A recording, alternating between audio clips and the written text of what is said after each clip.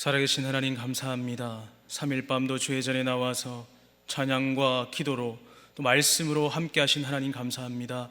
이 시간 예배 드리는 가운데 성령 하나님 함께하여 주시고 우리의 삶을 오직 하나님께 맡기며 살아갈 수 있는 우리 귀한 성도님들 될 수 있도록 인도하여 주시옵소서.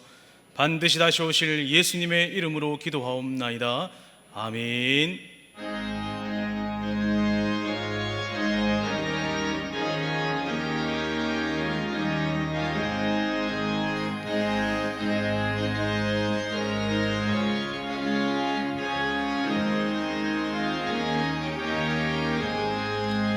주 예수 내가 알기 전 날 먼저 사랑했네. 그 크신 사랑 나타나 내 영혼 거듭났네. 주 내 맘에 늘 계시고 나 주의 안에 있어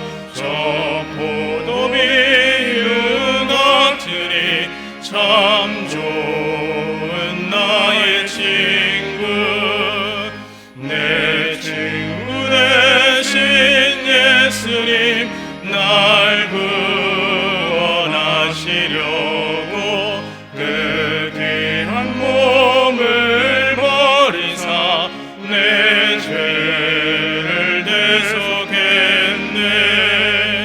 나 주님을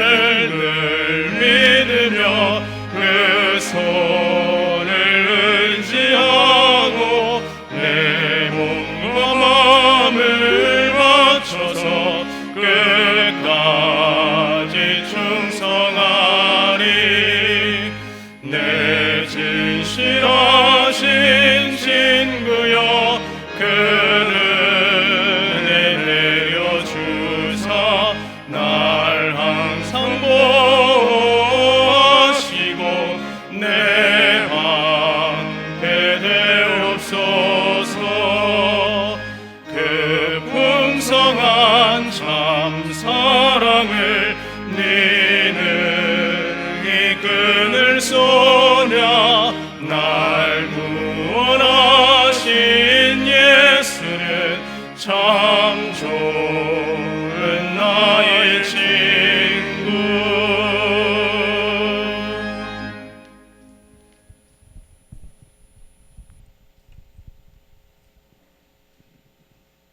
지금도 살아계셔서 역사하시는 전지전능하신 하나님, 은혜를 진심으로 감사드립니다.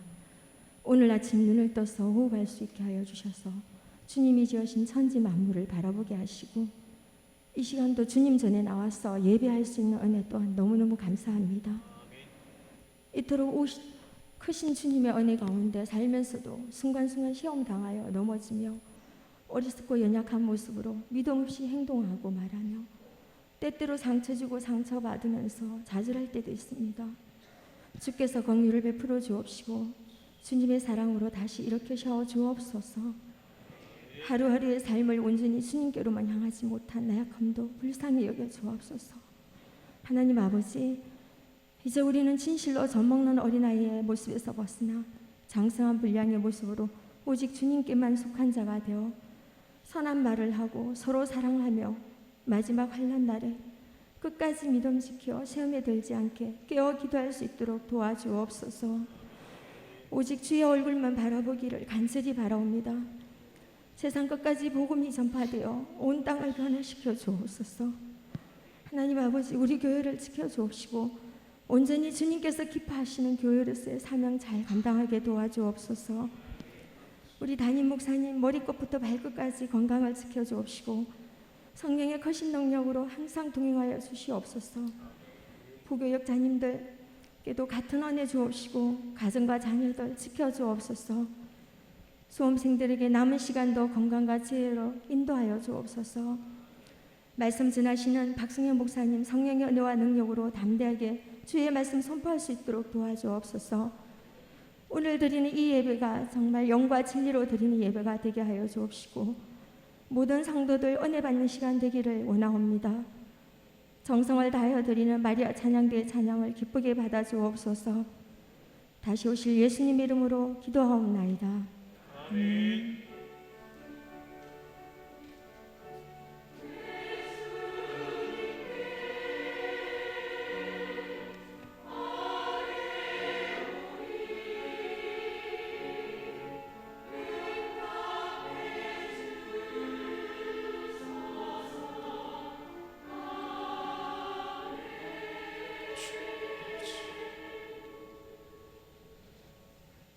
하나님의 말씀 빌립보서 2장 1절에서 11절까지 말씀입니다. 빌립보서 2장 1절에서 11절까지 말씀, 신약 성경 319면에 있습니다.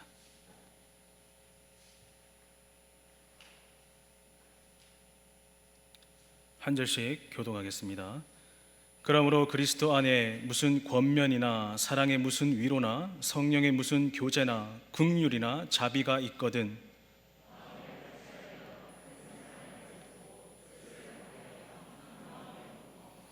아무 일에든지 다툼이나 허영으로 하지 말고 오직 겸손한 마음으로 각각 자기보다 남을 낮게 여기고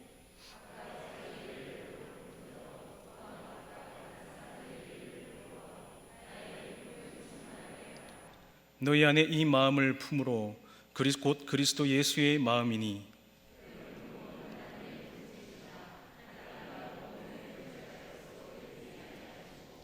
오히려 자기를 비워 종의 형체를 가지사 사람들과 같이 되셨고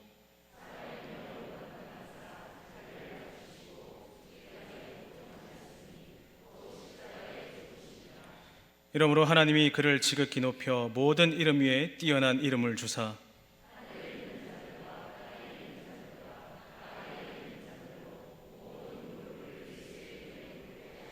11절 같이 봅니다. 모든 입으로 예수 그리스도를 주라 시인하여 하나님 아버지께 영광을 돌리게 하셨느니라. 아멘. 찬양대 찬양 드리겠습니다.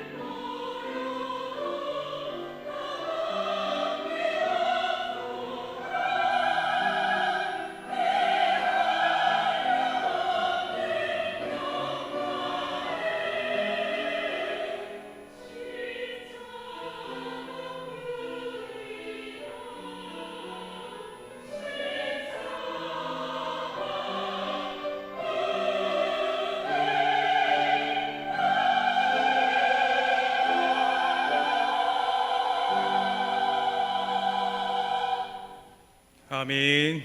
할렐루야. 오늘도 하나님의 말씀을 사모하며 또 주의 전에 나와 예배드리는 우리 귀한 성도님들 사랑하고 축복합니다. 오늘 본문 1절에서 4절까지의 말씀을 보면 성도가 그리스도인으로서 마땅히 갖춰야 할 태도를 빌립보 교인들에게, 또한 오늘 이 자리에 계신 우리 성도님들에게 권고하고 있습니다. 여러분, 성도가 성도로서 마땅히 갖추어야 될 태도가 무엇입니까? 우리는 이제까지 매번 설교 때마다 하나님의 말씀을 들으면서 너무나도 익히 알고 있습니다. 무엇입니까? 바로 예수님을 닮아가는 것, 예수님의 본받는 삶입니다. 하지만 우리는 이 예수님을 본받아 살아야 한다는 것, 그것을 너무나도 잘 알고 있으면서 교회 밖으로 나가 주어진 일상생활을 살아갈 때에 예수님을 닮아가려고 순간순간 애쓰기보다는 인간적인 내 생각과 내 마음이 앞서기가 너무나도 쉽습니다. 왜 그렇겠습니까? 왜 우리는 머리로 알면서 가슴은 뜨거워지지 않고 기도하고 말씀을 묵상해야 된다는 것을 알면서도 경건 생활을 뒤로 한 채 나의 안락과 시간을 위해서, 또 그것을 위해 몸을 쓸 때가 왜 그렇게 많이 있겠습니까? 피곤하다는 이유로, 바쁘다는 이유로 내 영혼의 상태조차 생각하지도 않고 생각하는 그 자체를 멈추고 살아가고 있지 않은지 오늘 이 시간에 말씀을 통하여서, 또 우리 삶을 통하여서 말씀을 한번 살펴보겠습니다.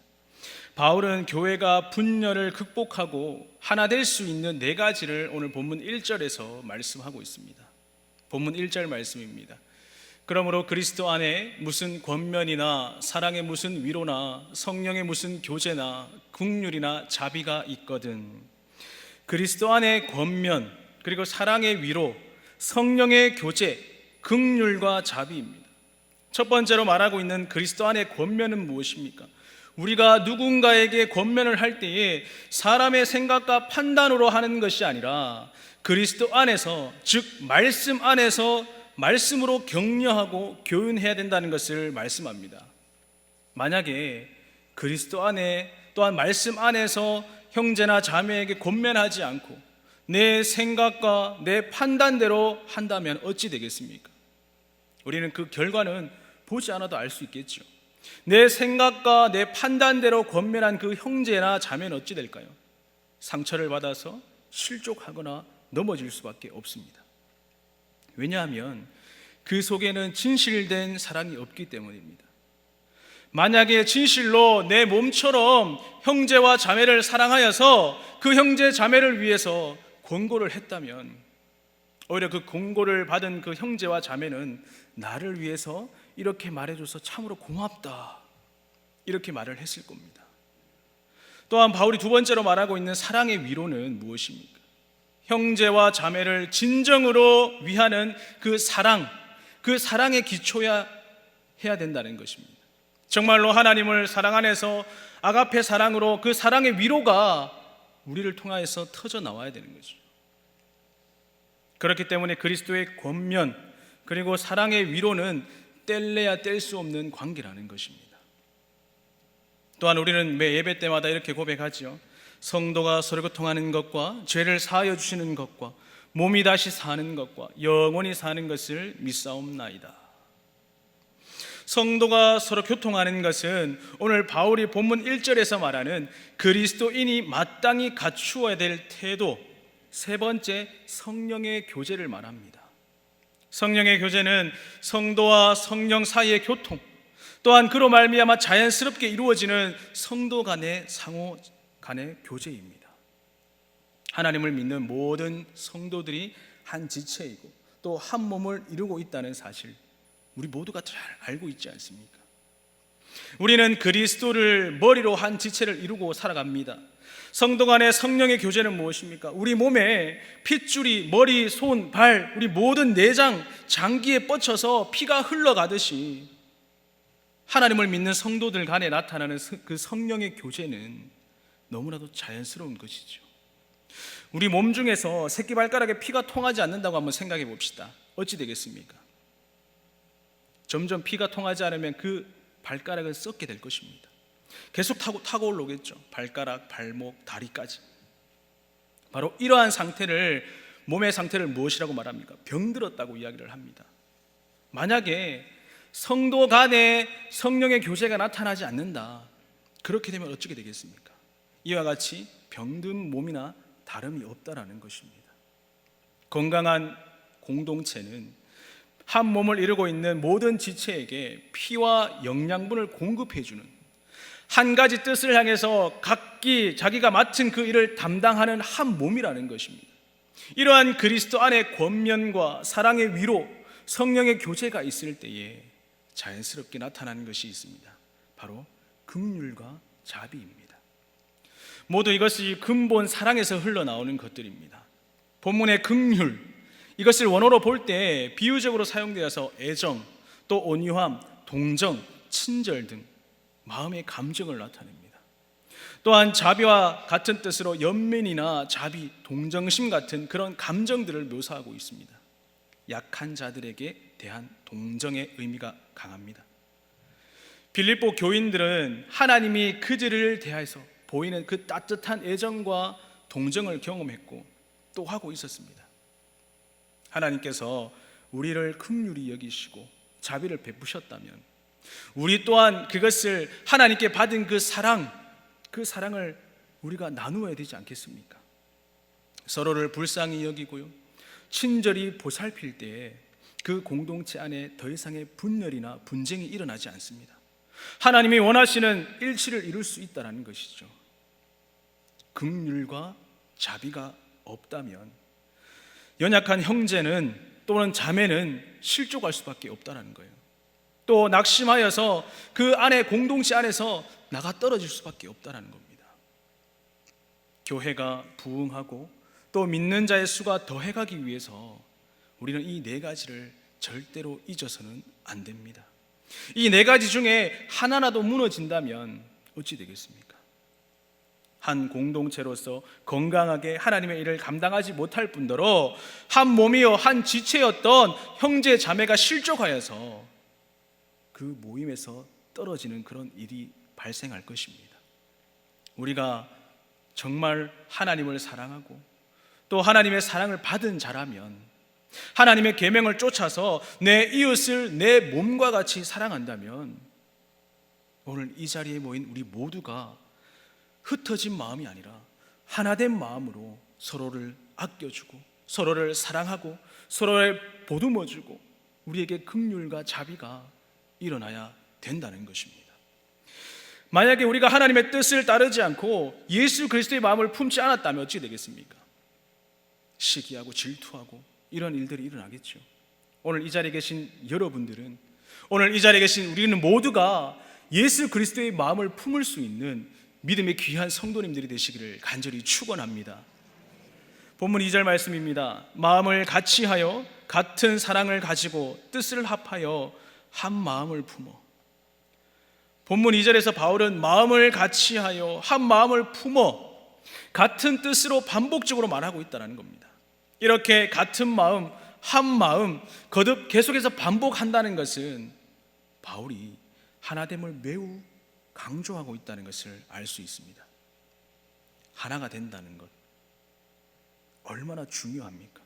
그러나 하나 되는 것 어려울 수 있지요. 왜 그렇습니까? 우리 가운데 어느 누가 나는 내 생각과 내 판단대로 또 내 마음대로 하겠습니다, 그렇게 끝까지 고집을 부린다면 나머지 99명이 하나가 되려고 할지라도 그 공동체는 하나가 되지 못할 것입니다. 교회에 분열이 일어날 때 눈에 보이는 현상이 하나가 있습니다. 그것이 무엇일까요? 다툼이죠. 본문 3절 말씀입니다. 아무 일에든지 다툼이나 허영으로 하지 말고 오직 겸손한 마음으로 각각 자기보다 남을 낮게 여기고. 본문 3절에서 아무 일에든지 다툼이나 허영으로 하지 말라, 그렇게 말씀하고 있습니다.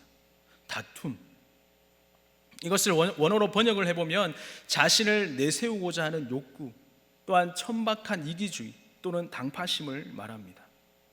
이 다툼은 성도와 교제, 성령의 교제와 대조가 되죠. 성령의 교제를 나누는 자들은 성도 간의 성령의 교통함을 나타내는 그 공동체는 천박한 이기심을 내세우지 않습니다. 당파를 만들어서 분쟁을 하지가 않습니다. 왜 그렇습니까? 이미 하나님 안에서 한 뜻을 또 한 마음을 이루었는데 싸울 일이 무엇이 있겠습니까? 본문 3절에서 다툼에 이어서 나오는 것이 무엇입니까? 허영이라는 단어입니다. 공허한 견해, 잘못된 생각을 뜻하지요. 다툼과 허영은 서로 밀접한 관계가 있습니다. 하나님을 영광에 구하지 않고 공허한 생각 속에 빠져 있는 것들, 그러한 사람들은 자연스럽게 이기주의자가 될 수밖에 없겠죠. 왜요? 그 마음 속에 하나님이 없기 때문에, 하나님이 없기 때문에 자신의 생각과 자신의 마음대로 자신의 머리로 있는 판단에 맡기게 된다는 겁니다. 그러면 우리는 어떻게 해야 되겠습니까? 본문 3절에 다툼이나 허영의 반대로 우리는 겸손한 마음을 가지고 각각 자기보다 남을 높게 여겨줘야 되겠죠. 자기보다 남을 낮게 여기라는 말은, 그 명령은 저 사람이 나보다 뛰어나겠지라는 그런 식의 막연한 추측이 아닙니다. 하나님께서 우리에게 명하신 겸손, 자기 자신을 무작정 평가하는 절하하는 것이 아니라 하나님의 절대적인 그 완전하심에 비추어서 자기 자신을 낮추는 자세라는 겁니다. 스스로 낮아지신 그 그리스도, 예수 그리스도를 본받는 것입니다. 본문 4절 말씀입니다. 각각 자기 일을 돌볼 뿐더러 또한 각각 다른 사람들의 일을 돌보아 나의 기쁨을 충만하게 하라. 본문 4절에서 각각 자기 일을 돌볼 뿐더러 또한 각각 다른 사람들의 일을 돌보아라. 자기의 일은 물론이고 다른 사람의 일도 매우 섬세하게, 세심하게 관심을 가지고 주의 깊게 지켜보라는 것입니다. 다른 사람들의 일을 마치 자기 일처럼 돌보는 것, 그것이 겸손입니다. 하나님을 사랑하고 또 예수님께서 모든 사람을 구원하기 위해 이 땅에 오셨다는 그 사실을 우리가 깊이 인식하고 살아가고 있다면, 우리 주변에 있는 이웃들에게, 내 옆에 있는 형제 자매에게 우리는 그들에게 더 관심을 가지고 그 사람을 격려해주고 그 사람을 아껴주고 그 사람을 위해서 우리가 헌신할 수 있어야 된다는 겁니다. 왜요?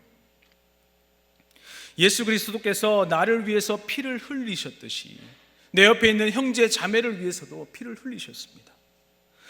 예수님이 그토록 사랑하고 있던, 그토록 사랑한 형제 자매, 그 형제 자매를 나 또한 관심을 가지고 주의 깊게 살펴보는 것, 어디에 무엇이 필요한 것인가, 이 사람에게는 어떤 것이 필요한 것인가, 그 사람을 위해서 기도해 줄 수 있는 그런 기도의 공동체가, 기도의 동력자가 오늘 이 자리에 계신 우리 성도님들이 되시기를 간절히 축원합니다. 바울은 빌립보 교회에 분열이 일어나지 않기를 바라면서 그리스도의 겸손을 나타내서 자신의 영적 리더자로 기쁨을 충만하게 하라고 빌립보 교인들에게 권고하고 있습니다. 이렇게 본문 1절에서 4절까지는 그리스도인들이 마땅히 갖추어야 될 그런 바람직한 태도를 말하고 있고, 6절에서 11절까지 그 권고에 대한 완벽한 본보기를 그리스도인에게 제시하고 있다는 겁니다. 이 두 단락의 연결고리, 그 연결고리의 역할을 하는 것이 바로 본문 5절의 말씀입니다. 본문 1절에서 4절까지 그리스도인의 마땅한 태도, 그 태도를 갖추기 위해서 우리는 어떻게 살아가야 하겠습니까? 우리는 본래 교만과 허영심 덩어리인 원죄를 가지고 태어났습니다. 우리의 겉모습으로 거룩한 척, 또한 성도인 척, 그것을 하지 않기 위해서 우리가 속사람이 변화되어야 됩니다. 다툼과 허영으로 가득 찬 내 마음을 그리스도 예수의 마음으로 밀어내야 됩니다. 우리가 품어야 하는 마음은 인간적이고 육체적인 나 자신을 가장 우선시하는 마음이 아니라 바로 예수 그리스도의 마음인 줄 믿으시기를 간절히 축원합니다. 본문 5절 말씀 우리 다 같이 한번 읽어보겠습니다. 시작. 너희 안에 이 마음을 품으라. 곧 그리스도 예수의 마음이니. 할렐루야. 그러면 그리스도 예수의 마음은 어떤 마음일까요? 그저 그냥 세상의 도덕적 기준에 맞추어서 그저 그냥 착하게 살아가는 마음입니까? 아니요. 우리는 예수님의 마음을 가지기 위해서 예수님이 어떤 분이신가를 우리는 깨달아야 하죠. 예수님 어떤 분이십니까? 예수님이 누구시냐의 질문에 우리는 이렇게 대답하겠죠. 나를 구원하신 분, 구원자, 메시아. 예수님은 우리의 구원자, 메시아 맞습니다. 그런데 예수님께서 이 땅에 오셔서 그 공생애를 사실 동안 구원자, 메시아 그 영광을 누리며 사셨습니까? 우리가 예수님의 영광을 함께 누리고자 한다면 같이 해야 될 것이 있습니다. 예수 그리스도의 고난에도 함께 동참해야 된다는 것, 그것을 우리가 기억하면서 살아가야 합니다.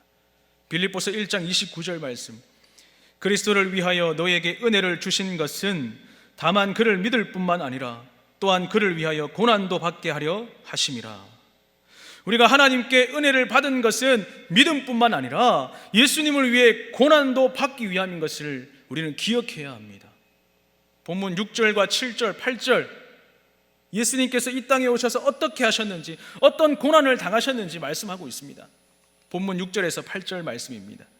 그는 근본 하나님의 본체시나 하나님의 동등됨을 취할 것으로 여기지 아니하시고 오히려 자기를 비워 종의 형체를 가지사 사람들과 같이 되셨고 사람의 모양으로 자기를 나타내사 자기를 낮추시고 죽기까지 복종하셨으니 곧 십자가에 죽으심이라. 예수님 어떤 분이십니까? 예수님은 근본 하나님의 본체이십니다. 그러나 예수님께서는 자기를 비워서 종의 형체를 가지고 사람들과 같이 되셨다는 겁니다. 그저 그냥 사람의 모양으로 나타난 것이 끝이 아닙니다. 예수님께서 사람의 모양으로 나타나서 이 땅 자기를 낮추시고 죽기까지 복종하셨는데, 여기서 죽기까지 복종하신 것, 무슨 사건을 말하죠? 바로 예수님께서 십자가에 달려 죽으신 그 사건을 말합니다.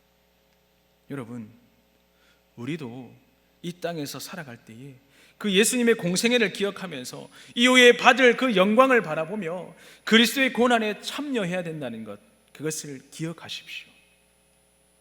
그리스도인으로서 영광을 누리는 것이 먼저가 아니라 영적인 전쟁터인 이 땅에서 살아갈 동안 그리스도의 고난에 죽기까지 동참해야 된다는 것, 이것을 명심하십시오. 예수님의 한없이 낮아짐을, 그 낮아짐을 본받아서 우리는 매일매일 순간순간 자기 자신을 비워내야 합니다. 자신을 비워내어서 자신의 십자가의 못을 박아야 합니다. 내 안에 일어나는 수많은 정욕과 다툼과 허영들, 그것들을 다 내려놓아야 된다는 겁니다. 이미 많이 들어왔고 알고 있는 말씀에도 불구하고 나 자신을 비우고 나 자신을 십자가에 못 박으며 그리스도의 고난에 동참하지 못하고 있다면 왜 그런지 한번 생각해 보십시오. 분주한 일상 가운데 멈추어서 우리는 생각을 해보아야 합니다. 먼저는 돌처럼 딱딱하게 굳어진 내 마음, 강팍한 내 마음, 머리로 알면서 회개의 눈물이 나오지 않고 회개할 마음조차 없는 것은 아닌지요?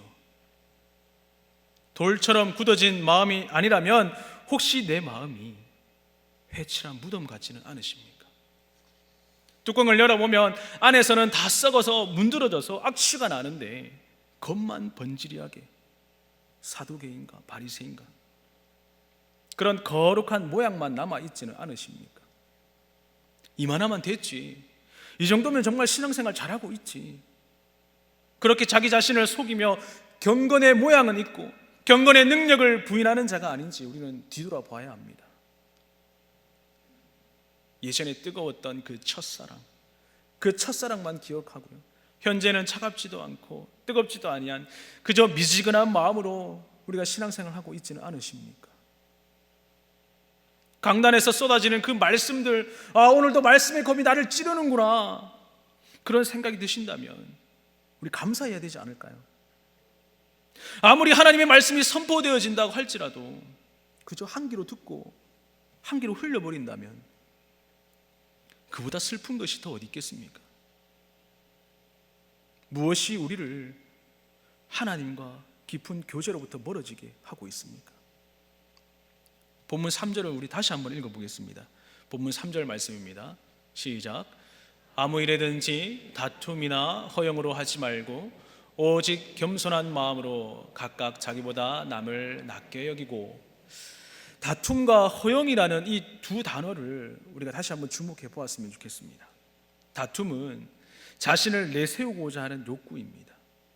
허영은 공허한 견해, 잘못된 생각을 뜻합니다. 우리는 하나님을 진정으로 사랑할 때에 예수님처럼 나 자신을 비우고 십자가에 못 박는 삶을 살게 됩니다. 그러나 내 마음속에 여전히 교만으로 가득 차 있다면, 나 자신을 내세우고자 하는 그 욕구가 충만하게 자리 잡고 있다면, 과연 그 마음에 하나님이 임재하실까요? 하나님을 믿는다고 하면서 하나님이 내 주인이라고 우리가 입술로 고백을 합니다. 찬양하고 고백합니다. 기도하면서 진짜 내 마음의 주인 하나님이 아니고 만약에 나라면, 내가 최고이면 하나님의 기쁨보다 나의 기쁨과 나의 욕구를 채우기에 더 앞서간다면 어떻게 그리스도 예수의 마음을 우리가 품을 수 있겠습니까? 회개하십시오. 기도하셔야 합니다. 말씀을 우리 마음판에 새겨야 합니다. 우리는 우리 자신을 온전히 비워내서 종의 형체를 가지시기를 우리가 힘써 기도하며 살아가야 합니다. 죽기까지 복종하셔서 십자가에 죽으신 그 예수 그리스도의 마음을 가지기 위해서 우리는 날마다 나 자신을 죽여야 합니다. 또한 예수님의 겸손을 날마다 본받으며 살아가야 합니다. 예수님의 겸손은 무엇입니까? 죽음보다 강한 사랑이죠. 십자가의 사랑을 우리가 기억해야 합니다. 우리는 그 십자가의 사랑을 본받으면서 살아가야 합니다. 그러면 십자가의 사랑이 끝입니까? 아니요. 이 땅을 살아가는 가운데 주님 맞을 준비도 더 열심히 하면서 살아가야 됩니다. 그것이 정말로 아버지 앞에 엎드릴 수 있는 우리의 성도로서의 모습이라는 겁니다. 십자가에 달려 죽으신 그 예수님, 그 사랑만 기억하고 끝이 아니라 이 땅에 살아가면서 주님 맞을 준비, 우리가 늘 기도하지 않습니까? 무엇을요? 이 땅에서 주님 맞을 준비 잘할 수 있도록. 또한 허영으로 가득 찬 우리의 마음이 하나님과의 깊은 교제를 막고 있는 경우가 많이 있지요. 허영이라고 해서 백화점에서 몇백만 원 쇼핑을 하고요, 그냥 값비싼 다이아 반지를 차고 다니는 것, 그것을 말하는 것이 아니죠. 계속해서 언급했지만 본문에서 말하고 있는 허영은 무엇이라고요? 공허한 견해, 또한 잘못된 생각을 뜻합니다.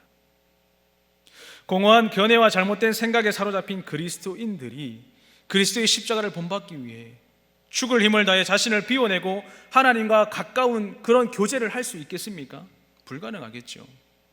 허영은 아무것도 없이 텅 빈 상태를 뜻합니다. 그리스도인이라면 날마다 근신하며 깨어 있어야 하는데 아무것도 생각하고 있지 않다면 그것이 신앙생활을 제대로 하고 있다고 말할 수 있겠습니까? 최근에 유행하는 말이 있죠. 아니요, 그 앞서도 얘기했었는데 불멍이라는 말을 들어보셨습니까? 불멍은 장작불을 보면서 멍하게 있는 신조어입니다. 이렇게 멍하게 있는 것을 뜻하는 신조어들이 점점 더 많이 생겨나고 있죠. 이것은 어디에서 나온 것일까요? 세상의 허무주의에서 나온 말들입니다. 우리가 인생을 살아가면서 하나님을 만나지 못한다면 그 인생은 허무한 인생일 수밖에 없다는 겁니다. 그런데 하나님을 알고 믿고 있는 성도가 그러한 허무한 생각들에 사로잡혀 있다면 하나님이 보시기에 얼마나 답답하시겠습니까? 하지만 슬프게도 이러한 허무한 생각에 사로잡혀 있는 사람들이 많이 있다는 거예요. 아무런 생각을 하지 않으려는 사람들이 많이 있다는 겁니다. 빌립보 교인들도 그러했고요, 오늘날의 한국 교회도 그러한 모습들이 많이 있다는 겁니다. 그리스도인으로서 기쁨, 또 하나님이 주시는 그 기쁨, 그 기쁨의 만족함을 누리지 못하고 있다면 혹시나 내가 허영에 빠져 있는 것은 아닌가? 아무런 생각 없이, 표대 없이 교회에 나오고 있지는 않은지 생각해 보아야 합니다. 우리의 이런 생각들은 누가 가져갑니까? 우리의 이런 생각들을 누가 빼앗아 갑니까? 우리는 그것을 생각해야만 합니다. 성경은 우리에게 생각하라 명령하고 있습니다. 히브리서 12장 3절 말씀입니다. 너희가 피곤하여 낙심하지 않기 위하여 죄인들이 이같이 자기에게 거역한 일을 참으신 이를 생각하라. 신앙생활을 불멍하듯이 멍하게 교회에 왔다 갔다 그냥 문지방만 밟고 가는 것이 아니라, 교회 장의자에 기대서 몸을 그냥 편하게 설교를 그저 멍하게 듣고 있다 가는 것이 아니라, 늘 피곤하기 쉽고 또 어떤 상황과 어떤 일이 있을지 모르겠지만 우리는 말씀에 귀를 기울여야 합니다. 목사님들이 말씀하시는 그 말씀에 귀를 기울이고 저 말씀 한 절 한 절 받아 먹기 위해서 우리는 최선을 다해서 살아가야 합니다. 피곤하고 낙심치 않기 위해서 우리가 무엇을 해야 합니까? 예수 그리스도의 마음을 품어야 합니다. 예수님의 고난을 생각한다면 우리가 참지 못할 고난과 역경이 어디에 있겠습니까? 물론 이 땅을 살아가는 가운데 어려움이 많이 있지요. 피할 수 없는 일, 불같은 시험이 우리에게 올 수도 있습니다. 그렇지만 그것을 우리는 이겨내야 합니다. 무엇으로요? 말씀과 기도로. 예수님께서 지극히 높은 하늘 보좌에서 지극히 낮고 낮은 이 땅에 오셔서 우리에게 보여주신 그 사랑을 우리는 기억해야 합니다. 그 사랑, 바로 십자가 사랑.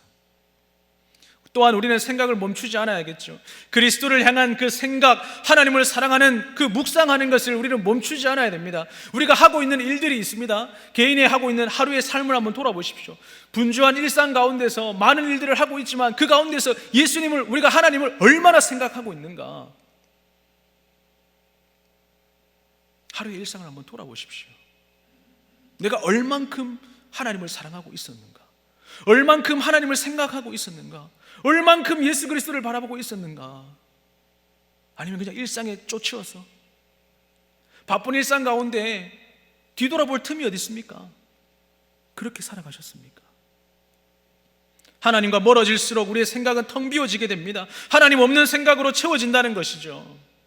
그렇기 때문에 우리는 날마다 생각하며 살아가야 돼요.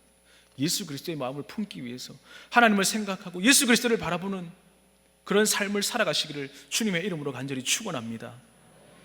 히브리서 3장 1절과 12절에서 14절 말씀입니다. 그러므로 함께 하늘의 부르심을 받은 거룩한 형제들아, 우리가 믿는 도리의 사도이시며 대제사장이신 예수를 깊이 생각하라. 형제들아, 너희는 삼가 혹 너희 중에 누가 믿지 아니한 악한 마음을 품고 살아계신 하나님에게서 떨어질까 조심할 것이요, 오직 오늘이라 일컫는 동안에 매일 피차 권면하여 너희 중에 누구든지 죄의 유혹으로 완고하게 되지 않도록 하라. 우리가 시작할 때에 확신한 것을 끝까지 견고히 잡고 있으면 그리스도와 함께 참여한 자가 되리라. 할렐루야. 우리가 처음 하나님을 믿을 때에 악한 마음을 품고 예수님을 영접하지는 않습니다. 그러나 하나님을 향한 그 사랑이 식어간다면 하나님께 속하지 않은 모든 것이 악한 것이죠. 하나님 없는 마음, 악한 마음이 된다는 겁니다. 죄의 유혹이라는 것 어떻게 옵니까? 내가 죄입니다 이렇게 다가옵니까? 아니요. 말씀과 기도로부터 우리의 삶이 멀어질 때 우리의 심령은 원래 제약된 심령이잖아요. 죄로 물들어 버린다는 것입니다.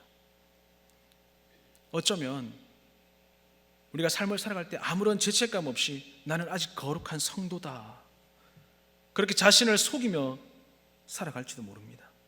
빌립보서 4장 8절입니다. 끝으로 형제들아, 무엇에든지 참되며 무엇에든지 경건하며 무엇에든지 오르며 무엇에든지 정결하며 무엇에든지 사랑받을 만하며 무슨 덕이 있든지 무슨 기림이 있든지 이것들을 생각하라. 우리는 다른 사람을 옳다 그르다 판단하는 것이 아니라 나 자신을 그냥 성경의 잣대에 재어보고 늘 참된 것, 옳고 정결한 것, 그것을 따라서 우리는 생각해야 합니다. 다른 사람의 잘못이 눈에 보이면 어떻게 해야 합니까? 예수님께서 나의 모든 죄를 십자가에서 흘리신 그 피로 덮어주신 것처럼 사랑은 허다한 죄를 덮느니라.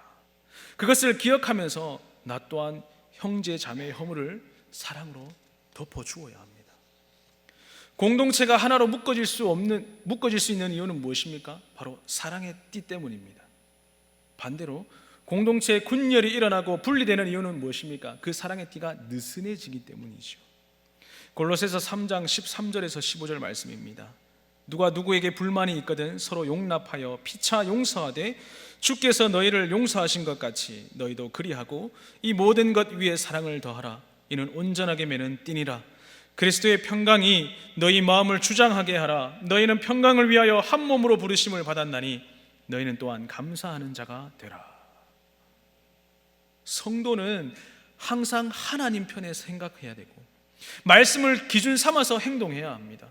그렇지 않고 그냥 자신의 생각대로 판단하고 행동한다면 그리스도의 사랑이 나타나지 않겠지요. 그 그리스도의 사랑이 나타나지 않게 되면 누군가가 실족하게 되고 누군가는 상처받게 된다는 거예요. 내 생각을 비워야 합니다. 내 자신을 내세우고자 하는 그런 생각들, 그것이 다툼이고 그저 흘러가는 대로 세상을 살아가고 있다면 그것이 바로 허영이라는 거예요. 다툼과 허영이 멀리 있는 것이 아닙니다. 조금이라도 틈이 생겨버리면 우리 마음을 비집고 들어오는 그 다툼과 허영을 기억하시고 깨어서 우리는 싸워 이겨야 합니다. 이 다툼과 허영, 공동체 안에 성도들 관계뿐만 아니라 나 자신과 하나님과의 그 관계 또한 무너뜨리는 것임을 우리는 기억하셔야 됩니다. 정신을 차려야 되겠죠. 깨어서 근신해야 된다는 겁니다. 여러분, 지금 어떠한 마음을 품고 살아가고 계십니까? 하나님 없는 악한 마음입니까? 아니면 내 마음 중심에 예수 그리스도의 마음을 품고 살아가고 계십니까? 중간은 없죠. 나는 그렇게 악하지 않은데. 아니요. 죄악이라는 것이 무엇입니까? 하나님으로부터 떠난 것, 그 모든 것입니다. 하나님의 부재 자체가 바로 죄악인 것이죠. 예수 그리스도의 마음을 품고 살아가고 있지 않다면 우리는 여전히 육체의 정욕으로 가득 찬 마음으로 살아가고 있다는 것, 그것을 우리는 회개하셔야 합니다. 로마서 8장 5절 말씀입니다. 육신을 따르는 자는 육신의 일을, 영을 따르는 자는 영의 일을 생각하나니. 말씀 한 절 더 보겠습니다. 로마서 8장 13절 말씀. 너희가 육신대로 살면 반드시 죽을 것이로되 영으로서 몸의 행실을 죽이면 살리니. 여러분, 영으로서 몸의 행실을 죽이는 것이 무엇입니까? 예수님처럼 자기 자신을 비우고 종의 형체를 가져서 그리스도의 십자가를 지는 그 고난의 삶입니다. 사람이라면 누구나 세상의 돈과 명예를 가지고 싶고 몸이 편한 것, 육체의 낙을 누리는 것이 당연히 즐거운 일이죠. 그러나 그리스도인이라면, 성도라면 세상의 것들을 날마다 소망을 두는 것이 아니라 보이지 않는 것, 이 땅의 것에 소망을 두면서 살아가는 것이 아니라 보이지 않는 저 천국 하늘에 소망을 두면서 살아가야 됩니다. 하나님의 나라와 그 의가 이루어질 그것을 간절히 기다리며 기도하는 사람, 참된 그리스도인은 하나님을 뜨겁게 사랑합니다. 질문 한 가지 드리겠습니다. 오늘 이 자리에 계신 여러분들은 하나님을 정말로 참되게 뜨겁게 사랑하십니까? 다시 한 번만 묻겠습니다. 정말로 참되고 사랑하고 하나님을 사랑하고 계십니까? 제가 왜 질문 또 했겠습니까? 아멘 소리가 작아서 그렇습니다. 하나님을 사랑하고 하나님을 내 마음속에 품고 예수님 없이, 하나님 없이는 살아갈 수 없는 사람이 되어야 된다는 거예요. 믿으시죠? 로마서 8장 17절 말씀입니다. 자녀이면 또한 상속자, 곧 하나님의 상속자요, 그리스도와 함께 한 상속자니 우리가 그와 함께 영광을 받기 위하여 고난도 함께 받아야 할 것이니라. 바울은 로마서 8장에서도 영광을 받기 위해 고난도 함께 받아야 한다고 강조합니다. 영광이 먼저 있는 것이 아니라 고난 뒤에 영광 받는 것임을 기억하시기 바랍니다.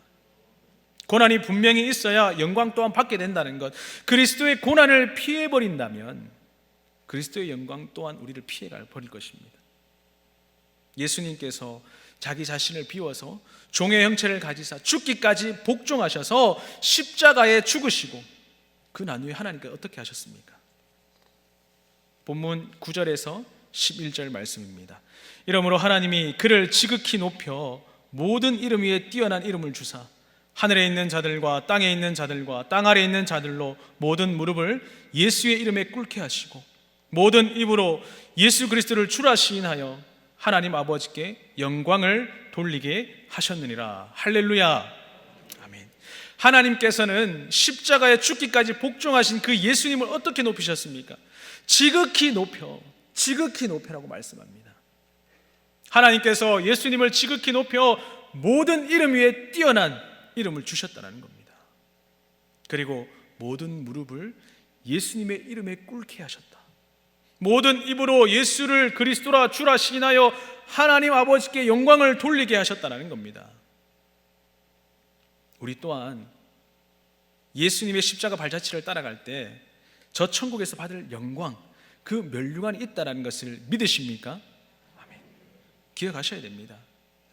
무엇을 바라보는가에 따라서 우리의 생각이 달라진다는 것입니다. 세상을 바라보면 세상의 것이 가지고 싶죠. 마침내 그것을 가지기 위해서 우리에게 주어진 시간과 많은 일들을 할애할 것입니다. 그러나 우리가 저 하늘에 소망을 두며 천국을 바라보며 살아간다면 영의 것들을 생각하고 이 땅에서도 평안과 안식을 누릴 수가 있다는 겁니다. 오늘 이 자리에 계신 여러분들은 무엇을 바라보고 계십니까? 무엇을 생각하고 계십니까? 무엇을 마음에 두고 살아가십니까? 눈을 들어서 하나님을 바라보십시오. 오직 여호와를 앙망하는 자가 되시기를 간절히 축원합니다. 우리 이사야 40장 31절 말씀을 우리 다 같이 한번 읽어보겠습니다. 시작. 오직 여호와를 앙망하는 자는 새 힘을 얻으리니 독수리가 날개치며 올라감 같을 것이요 다른 박질하여도 곤비하지 아니하겠고 걸어가도 피곤하지 아니하리로다. 할렐루야. 나의 눈을 하나님께 고정시키고 또한 하나님을 생각하십시오. 시편 50편 22절 말씀. 하나님을 잊어버린 너희여 이제 이를 생각하라. 그렇지 아니하면 내가 너희를 찢으리니 건질 자가 없으리로다. 공의와 사랑의 하나님을 기억하십시오. 하나님을 잊어버리지 마십시오.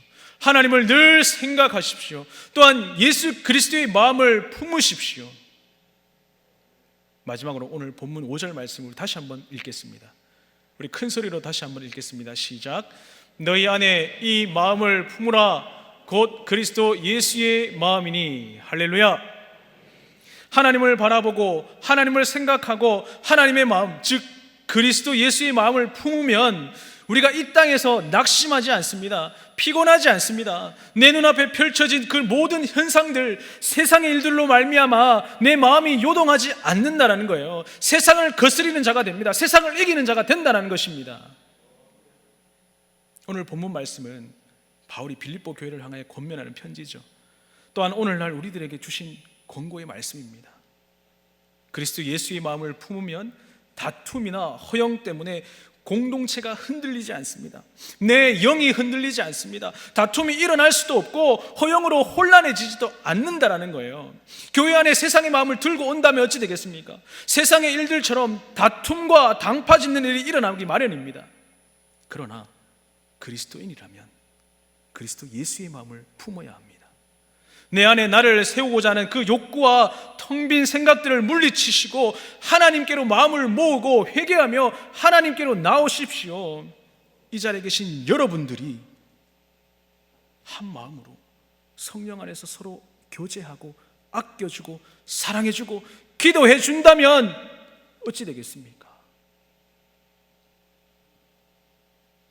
모든 것을 이길 수 있는 힘이 생겨납니다. 겸손한 마음으로 각각 자기보다 남을 높이면서 그리스도의 종의 형체를 가지고 이 땅을 살아가는 가운데 나에게 주어진 그 고난을 기쁘게 받고 이후에 올 주님 다시 오셔서 우리가 주님 앞에 섰을 때에 받을 그 칭찬과 그 영광과 그 모든 것을 받아 누리시는 오늘 이 자리에 계신 우리 귀한 성도님들 되시기를 간절히 축원합니다. 기도하겠습니다. 살아계신 하나님 감사합니다. 오늘 이 밤에도 주의 전으로 불러주시고 말씀 듣게 하신 하나님 감사합니다.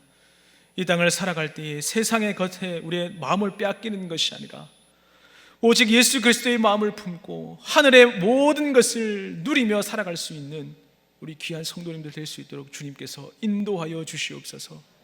이 땅을 살아가면서 고난과 역경이 우리를 막을지라도 그것을 넉넉히 이길 수 있는 믿음을 허락하여 주시고, 그 믿음 가지고 예수 그리스도의 마음을 품어서 내 옆에 있는 형제와 자매, 이웃을, 가족을 더욱더 사랑해 주며 아껴줄 수 있는 우리 귀한 성도님들 될 수 있도록 주님께서 인도하여 주시옵소서.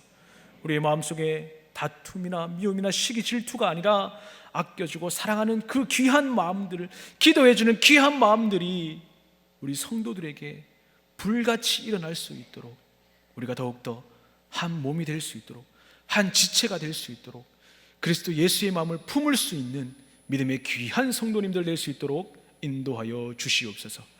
반드시 다시 오실 예수님의 이름으로 기도하옵나이다. 아멘.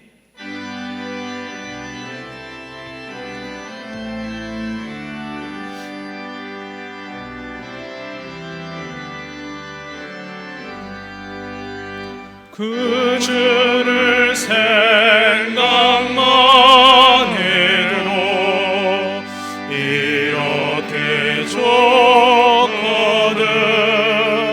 주 얼굴 배울 때에야 얼마나 좋으랴. 만민의 구주 예수의 귀하신 이름은 천지에 있는 이름 중 비할 데 없도다. 참에게 하는 자에게 소망이 되시고, 그 항구 찾는 자에게 기쁨이 되신다. 예수의 넓은 사랑을 어찌다 말하랴. 주 사랑 받은 사람만 그 사랑 알도다.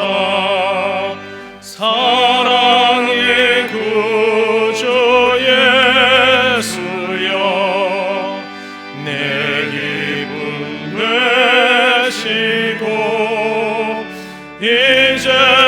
이제로부터 영원히 영광이 되소서. 아멘.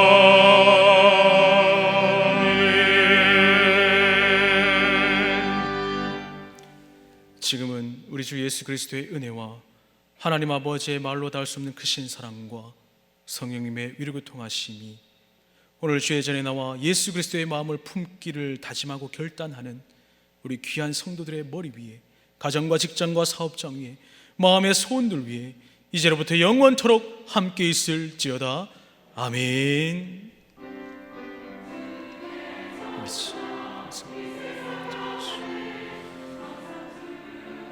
남은 일주일도 승리하며 살아갈 수 있는 귀한 성도님들 될 수 있도록 주님 역사하여 주시옵소서. 한 마음을 품고 예수 그리스도의 마음을 품어 서로를 더욱더 높여줄 수 있고 겸손한 마음으로 아끼며 사랑해 줄 수 있는 우리 귀한 성도들이 있도록